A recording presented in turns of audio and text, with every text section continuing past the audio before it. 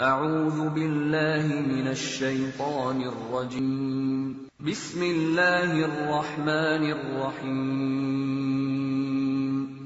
Coba kita tarik keyakinan dalam masalah substansial ibadah saja. Contoh sholat misalnya. Kalau Bapak Ibu jadikan keyakinan asas sholatnya Bapak Ibu, maka saya jamin Bapak Ibu bisa khusyuk. Insya Allah. Contoh begini.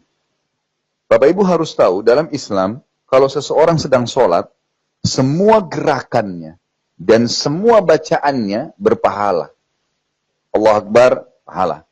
Iftitah, setiap hurufnya ada pahalanya. Baca Al-Fatihah, Alhamdulillah, setiap huruf pahala. Kita sudah tahu hadis kalau Al-Quran setiap huruf 10 pahala kan? Baik. Kalau Bapak Ibu tahu itu, yakin itu, kita tidak akan membiarkan syaitan mencuri kesempatan membuat kita tidak khusyuk. Misal, Alhamdulillahi Rabbil Alamin. Itu Alhamdulillah Rabbil Alamin, Bapak Ibu sekalian, pahalanya 200 loh. Itu ada 200 huruf. Alif, Lam, Ha, Mim, Dal. 50 pahala. Lillah, Alhamdulillah, kalau ada tasydid, itu berarti double huruf. Berarti lillah itu 3 lamnya, 1 haknya, 40 pahala. Jadi Alhamdulillah, 50 tambah 40 jadi 90. Rabbi, ada tasydid lagi. Asalnya 2 huruf ba, robaba, 30, 120 pahala. Alamin itu 80, 8 huruf, gitu kan. Alif, lam, ain, alif lagi, a-nya. Laminnya, la, mim, ya, nun, 80 pahala, 200 pahala. Artinya begini, kalau kita lagi sholat, Allahu Akbar, lagi iftitah, syaitan sudah mulai masuk tuh. Ingatin kunci, ingatin janji, ingatin ini, ingatin itu, macam-macam. Ibu bangun sholatnya di atas keyakinan bahwasanya memang Nabi sudah bongkar kedoknya. Ada syaitan bernama Khinzib bertengkar di sebelah kiri musolli, kuping musolli. Ada memang hadis menjelaskan itu ya. Kalau seseorang sedang sholat maka syaitan bernama Khinzib bertengkar di sebelah kiri kupingnya, lalu mengingatkan dia. Tinggal dia nepis saja, jangan diiyakan gitu kan. Nah, yang bisa menepis itu keyakinan bahwasanya kalau Bapak Ibu sempat menghayal sejenak, misal setelah iftitah, begitu baca Al-Fatihah, Alhamdulillah hadir. Ar-Rahmanir Rahim menghayal. Misal, berarti pahala Ar-Rahmanir Rahim hilang. Coba berapa pahalanya? Alif, Lam, Ra, Ha, Ya, Mim. 60. Ar-Rahman, 60. Ar-Rahim, 60. 120 pahala. Ya. Begitu untuk lebih jelas. Supaya bisa lebih jelas. Biasanya kalau dijelaskan dalam bentuk uang gampang dipahamin ya. Misal, Bapak Ibu lagi kerja di kantor, ya. Supaya ada nilainya sholat nih ya. Bapak Ibu lagi kerja di kantor, atasannya bilang begini, kamu lembur, nggak usah per jam deh, per menitnya saya kasih $100. Misal, per menit ya, dikasih $100. Kira-kira, atau per jam deh, nggak usah per menit. Per jam $100, $200 saya kasih. Berapa jam pun kamu mau lembur silahkan. Pada saat itu kita memang tahu akan ada balasan, ada uang yang kita dapatkan. Kalau temannya ibu telepon misalnya, atau temannya bapak telepon, ayo kita makan yuk ke sana. Kira-kira kita mau nggak? Nggak mau, karena ini duitnya banyak. Kan itu. Nggak mau, sebab per jamnya ada uang di sini. Nanti deh kalau saya lagi cuti, lagi libur, baru kita jalan. Karena kita tahu semua ada nilainya. Ini contoh rasional. Artinya kalau kita faham dan yakin setiap huruf ada pahala dalam sholat, Bapak Ibu tidak akan berikan celah setan untuk mencuri pahala itu. Gitu kan? Itu asasnya harus keyakinan. Bapak Ibu sekalian, orang-orang sebelum kita luar biasa kalau mereka sholat itu.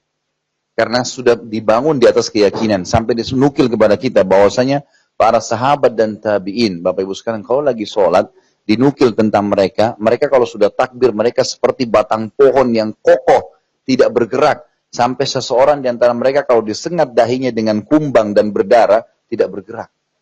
Kita kadang-kadang cuma sedikit digigit nyamuk, sudah luar biasa.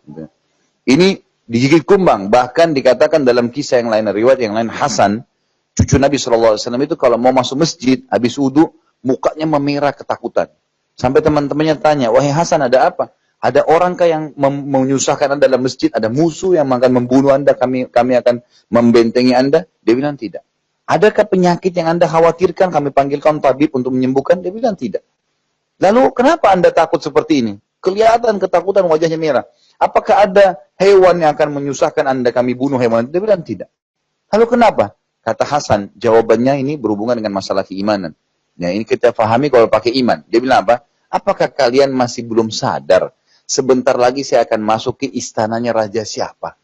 Ini Baitul Ma'mur kecil begini, sudah diniatin wakaf masjid. Ini sudah bukan rumah manusia biasa. Istananya raja siapa? Maksudnya Allah. Dan saya akan bertemu dengan raja siapa sebentar. Kita kadang-kadang, Bapak Ibu sekalian, kalau diundang sama presiden misalnya. Besok, Pak ini dan Ibu ini diundang ke presiden. Istana presiden, khusus tamu. Kira-kira Bapak Ibu bisa tidur nggak malamnya? Sudah ngatur bajunya apa, besok pakai mobil apa, minyak wanginya apa. Lengkap semua. Ibu-ibu mungkin aksesorisnya sudah tidak tahu apa yang dipakai. Ini presiden undang besok, hanya makan, nggak ada acara khusus. Bayangkan ini. Mungkin kita kalau ini karena secara material kita anggap benar ada, akhirnya kita begitu kan. Padahal kalau kita sholat, coba kalau jujur ya, kalau sholat malam pakai baju apa? Bajunya butek, mukenanya sudah 7 tahun nggak dicuci. Sejadahnya kalau sujud diangkat langsung jadi jerawatan. Gitu. Nggak dicuci. Bayangin itu. Karena kita anggap ini nggak penting. Nggak ada sesuatu. Nggak ada keyakinan di situ. Bayangkan Abu Hanifah rahimahullah. Beliau Bapak Ibu sekalian, kan kalau beliau lewat di depan muridnya itu bajunya selalu bagus. Wangi, penampilannya bagus. Sampai murid-muridnya kagum kalau Abu Hanifah sedang lewat. Sampai muridnya pernah bilang satu waktu, ini Abu Hanifah kalau lagi sholat malam, gitu kan. Ya, waktu lagi sholat malam pasti pakai baju bagus. Gitu kan. Abu Hanifah bilang, saya murid-murid saya itu. Karena kalau malam kita sudah umumnya pakai baju kaos, pakai baju biasa, mungkin sudah banyak tintanya, apalah macam-macam gitu kan. Dia bilang, Abu Hanifah, semenjak malam itu saya malu dengan Allah, dan setiap malam tahajud pakai baju baru. Diganti sama dia. Jadi dia ubah penampilannya, dengan keyakinannya, dia setiap malam pakai baju baru, yang dia mungkin kalau menghadap manusia cuma sebulan sekali, seminggu sekali pakai baju baru. Sama Allah tiap malam disiapin. Bahkan sebagian ulama salah, Bapak Ibu sekalian, kalau Bapak-Bapak mau sholat Jumat, itu sebagian ulama-ulama kita dulu baju Jumatnya khusus. Baju yang paling bagus, baju yang paling bersih. Yang memang disiapin khusus untuk beribadah kepada Allah Subhanahu Wa Taala. Beda loh sholat malam itu kalau Bapak Ibu programin. Sejadahnya sudah dirapiin, sudah dileburin minyak wangi, udah disiapin mukena yang bersih, udah diatur jadwal nanti sebentar minum bangun teh hangat ini. Diprogramin lain sholat malamnya. Tapi masalahnya kita tidak ikutkan dengan itu. Beda tadi kalau diundang sama presiden, gitu kan. Maka lebih rapi. Nah ini hal-hal mendasar yang harus dipahami.